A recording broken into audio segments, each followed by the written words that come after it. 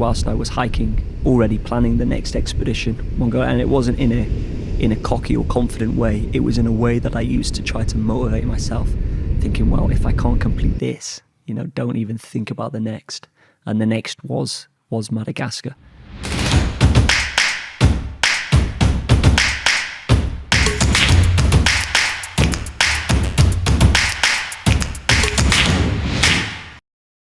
But I remember Madagascar was, in a way, really spurring me on to finish this current mission that I was on. What was Madagascar like? Fucking wild. Out of the 155 days that it took to hike across Madagascar, I swear to God, I do not believe there was one day that was just a simple day's hike. It was challenge after challenge. I was held up at gunpoint by the military. I had to avoid the jungle because the bandits were in the jungle hiding from the military. I had to cross crocodile-infested rivers. I contracted the deadliest strain of malaria and managed to make it to safety a few hours before slipping into a coma.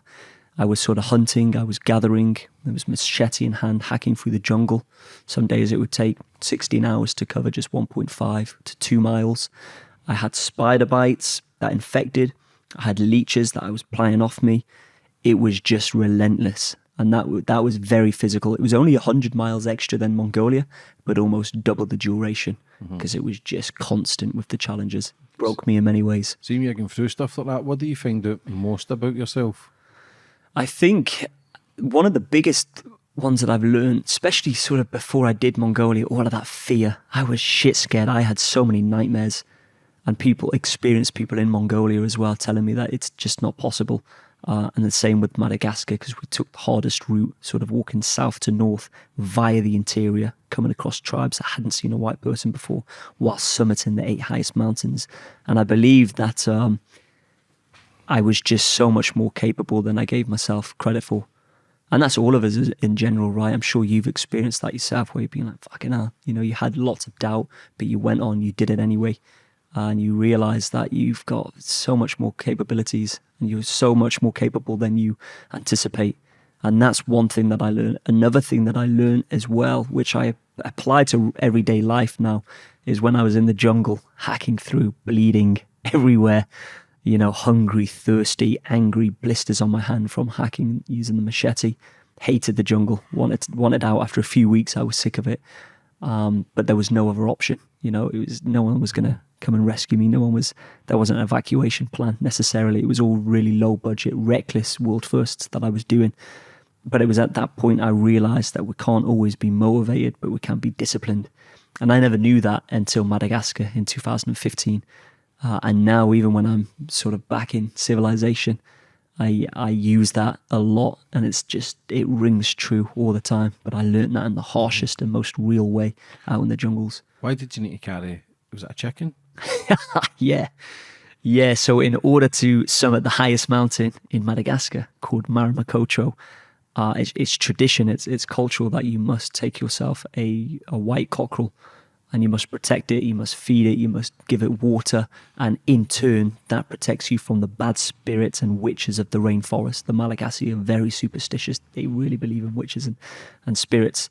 And so I wasn't just summiting the highest mountain, I was summiting a number of mountains before I got to the highest, but there would have been nowhere else for me to collect a chicken.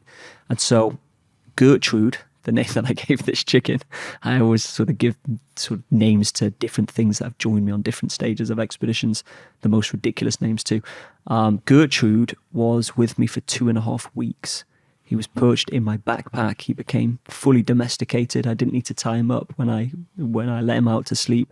He would sleep on top of my tent, shit either side of my tent. He would be sort of chirping. In my backpack, there was like a little compartment, whereas if it was raining, it was good because he'd always tuck himself in and he would make no noises. But if it was sunny, he'd be out chirping away constantly in my ear whilst I've got a machete in hand, hacking through the jungle. Frustrated, angry, flies landing everywhere, and it's just, I was hungry and I had this damn chicken, and chicken's my favorite food.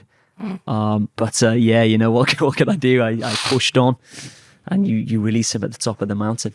Do they give eggs or anything every few weeks? No. Do they normally? Well, he would work. Yeah, he was a cockerel. So no Yeah. chickens. No, eggs. so he was he was a white cockerel, so no eggs as such. But and yeah, we only found out I think about a week in that he was a cockerel because people kept saying he's chicken, you'll have eggs. Other people were saying like he's a cockerel, and he just looked like in between, you know. How was it letting him go? He sad? Yeah, I was actually. Yeah, I think after 2.5 weeks, despite the frustration he caused, he was a he was a warrior. He was a solid team member. There was 4 of us up to that point, but I was kind of hoping he would follow us back down because my guide that I was with was saying like it's taboo. You cannot bring him back down. I was like, come on. He was like, no, you'll be bringing the bad spirits into the community. I mean, oh my god, okay, but I had to respect that.